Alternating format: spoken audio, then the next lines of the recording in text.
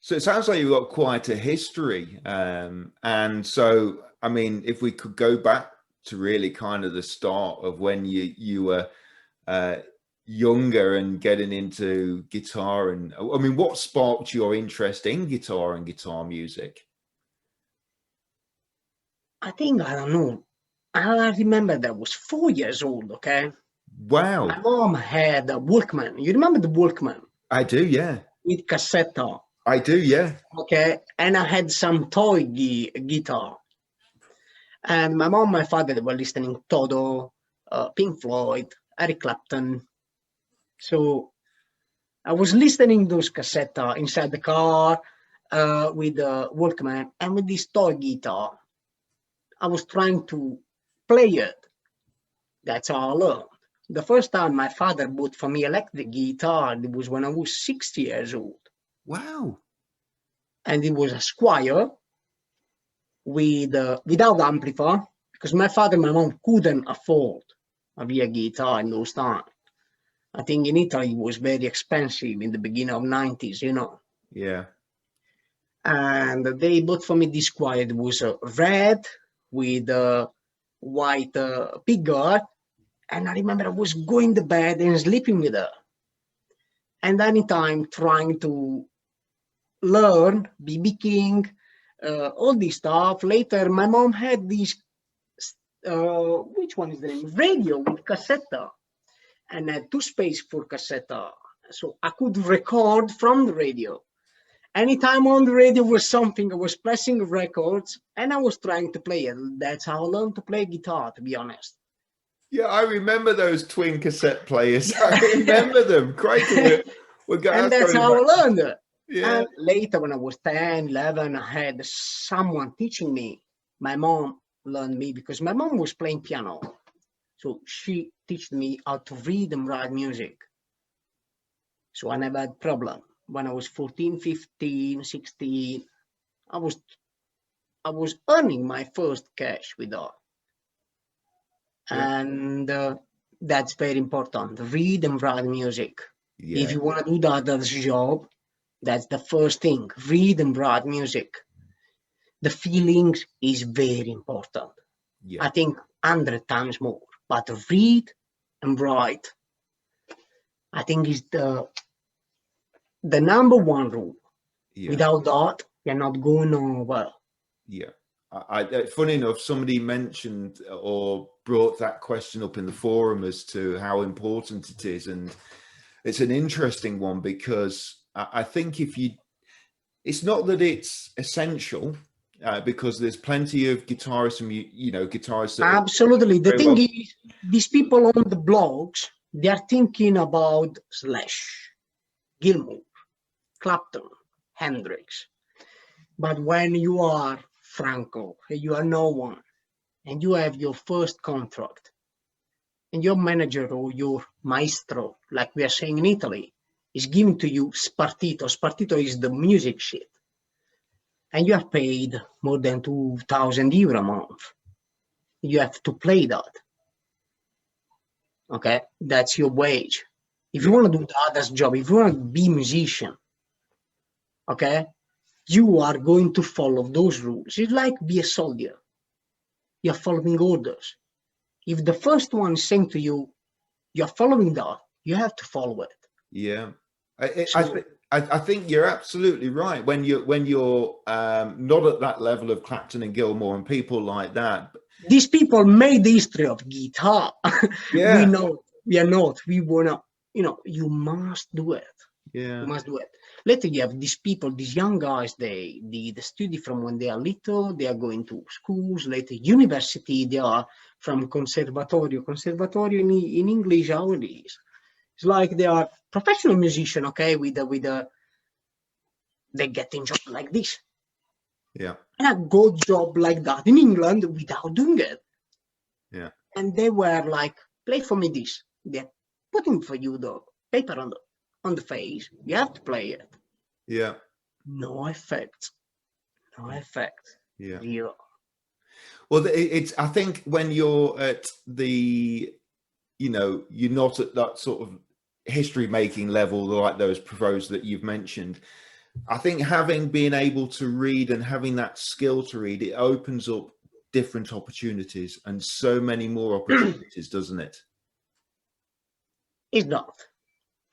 I mean, you know how to read music is very important, because you don't know who is going to be your boss. Okay? You could have an old man there saying, look, I like how you play guitar. I like your feelings. Just go with it. And later you can have some boss that is saying, you have to play what I'm saying to you to play. That's it.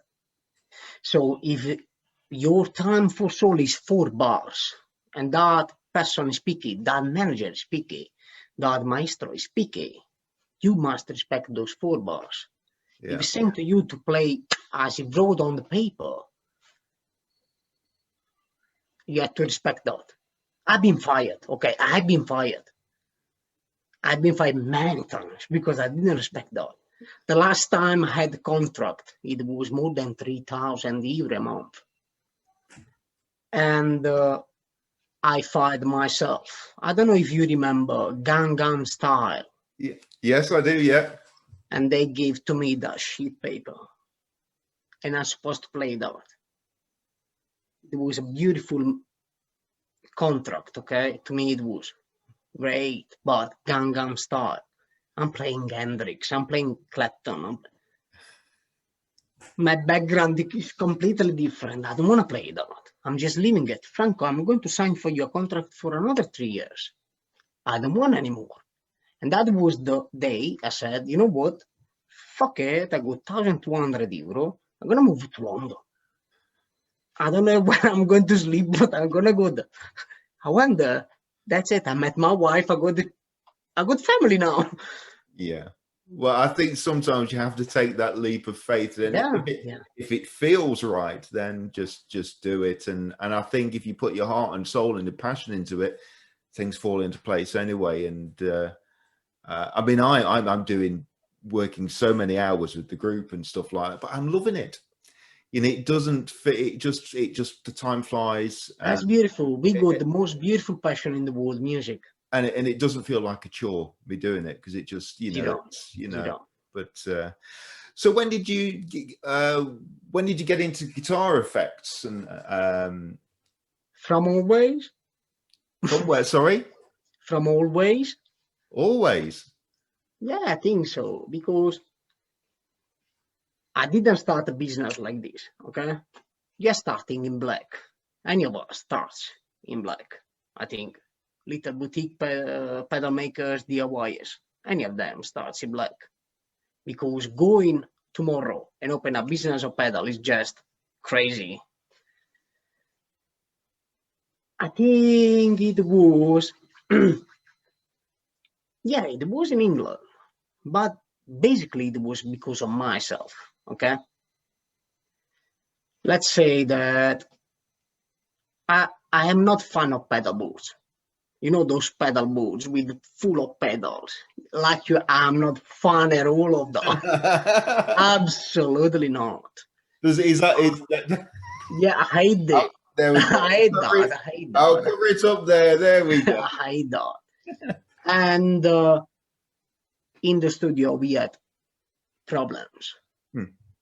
When you're recording or when you are live, you can have problem. In Italy, germanium is not usable at all, because in the summer, you know, even playing outside on a beach is more than 40 degrees. Germanium, forget about. You can use any pedal you wanna. It doesn't work. But in England, I started with, because I owned a Dallas Arbiter with the silicon transistor. It was a BC108, B09, sorry. And another one, germanium. Both of them, they got plenty of defects, okay? My own effects, my own rig is very simple. I use just a wah pedal, that's my life, a fuzz, maybe an overdrive, maybe a delay, that's it. I'm just putting them on the floor, and that's my rig. Because for me, the most important thing is not effects. Absolutely no effects. Is guitar and amplifier. Okay? Because even if I sell effects, that is going versus me, okay? But if you are a good guitarist, just find your right spot between guitar and amplifier. Every effect is coming in the middle is supposed to never change that balance. If some effect is going to change that sound, that's wrong. Funny you say that, because I think one of the best sounds I've actually had out of was what I actually removed all that. Yeah. And I went to a gig and I took. So you see why I hate that? I took my wah pedal. Yeah. And I took my J-Rocket Archer Icon Boost. Right. Overdrive pedal, rather. Yes. So I took those two, connected them up straight into the amp. Sounded bliss. I know that. Really, really, really nice. You know what? You know what I do sometimes? I just don't play nothing. Just my guitar inside my amplifier.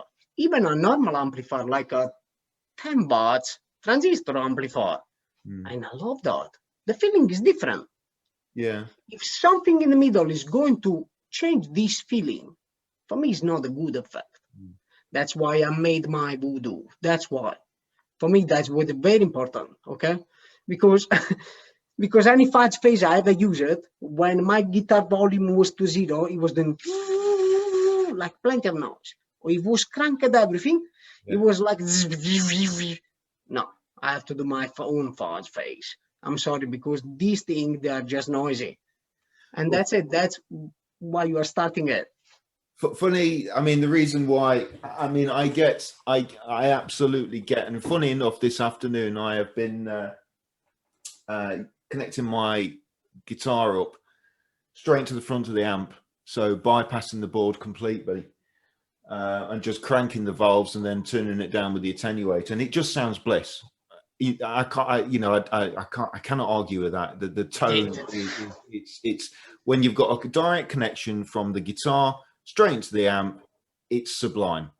The thing is with myself, because I play in lots of, well, playing covers bands, and they say, oh, okay, well, we want to play a song by such and such an artist, and that song's got a chorus on it, or it's got a flanger on it, or it might have a fuzz and a flanger. I need those tools to call upon. Do you know what I mean? So that's why my board is like it is. It's really there to kind of so there's an effect there that I can call upon if the band go, okay, we want to do this song. Do you know what I mean? But I do take it. Are you much more happy with pedal boards or without pedal boards? Yeah. It's okay. What you're saying to me that, because even if you go down the pedals on there, okay, I'm saying to you, wherever you are going, maximum you are switching on 2, 3, 4 of them. They are never ever all of them on. Oh no, absolutely, definitely not. I am much more crazy than you. Me too. I'm buying effects. I'm collecting them. These and that. I'm crazy about that. Yeah. But my setup is very simple. Yeah.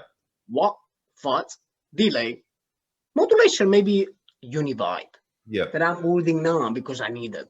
I have to do. I have to make the history of Univibe. Yeah. Because any Univibe I ever had, it just failed everything. Okay, so that's it. Yeah, I'm the same. I probably have two pedals going on at the time, and that's it. I do need a switcher though at some point, or a looper, because they're all at the minute, they're just all interlinked, and it's kind of sapping the tone somewhat, which is what I was trying this afternoon. I was trying out, and so I do need some kind of looping device to. I'm just placing them on the floor if I really have to change, because I know that my gig is gonna be more than 25 songs, and the last 5 I need a different effect. I'm unplugging them. I'm placing a new 5, but I don't like pedal boards. I swear on God, I don't like them. I like to jump on effects far away, each of them.